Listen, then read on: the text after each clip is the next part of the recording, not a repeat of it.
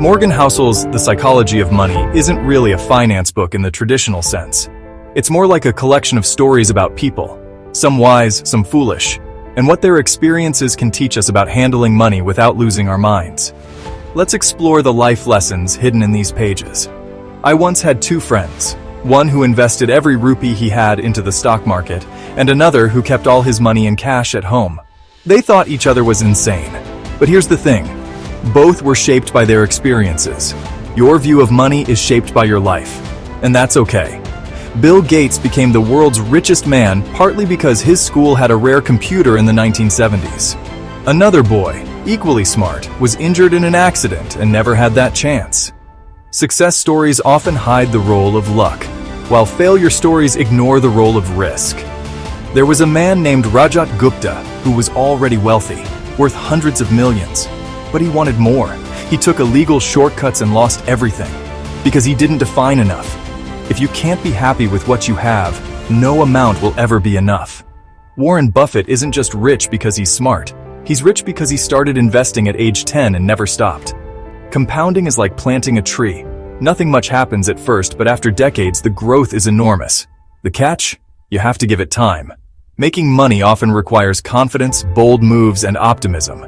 Keeping money requires caution, humility, and sometimes paranoia.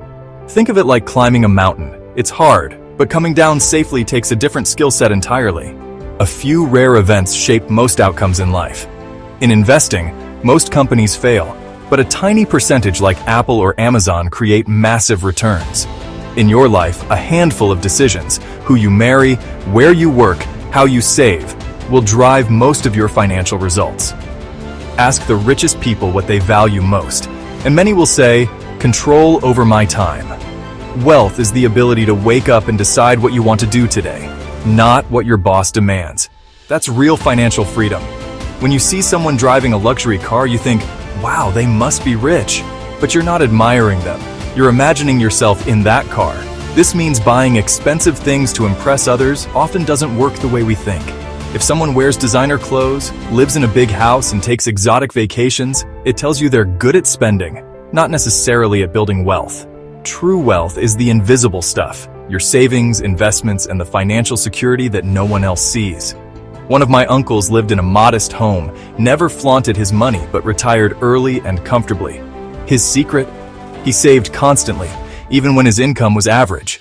You don't need a reason to save. Life will eventually give you one. The perfect investment plan on paper might make you anxious in real life, and if you can't stick to it, it's worthless. Better to have a good enough plan you can follow for decades than a perfect plan you abandon in panic. In 2019, almost no one predicted that a global pandemic would crash the economy in 2020. The biggest financial events are often surprises. Instead of trying to predict them, build your finances to withstand them. Always keep a margin of safety. Extra savings, less debt, and realistic expectations. It's like wearing a seatbelt. You hope you never need it, but when you do, it can save your life. What you want at 25 might not be what you want at 45. I know people who spent their 20s chasing careers in big cities, only to later crave a quiet life in the countryside. Don't lock yourself into choices that future you might hate. Every reward has a cost, even if it's not obvious. The price of high investment returns is volatility, the scary ups and downs. If you want the reward, you have to accept the price and stop treating it like a mistake. A 25-year-old trader and a 65-year-old retiree should not have the same investing strategy. Personal finance is exactly that, personal. Bad news sounds smarter than good news, but historically, progress is far more common than collapse.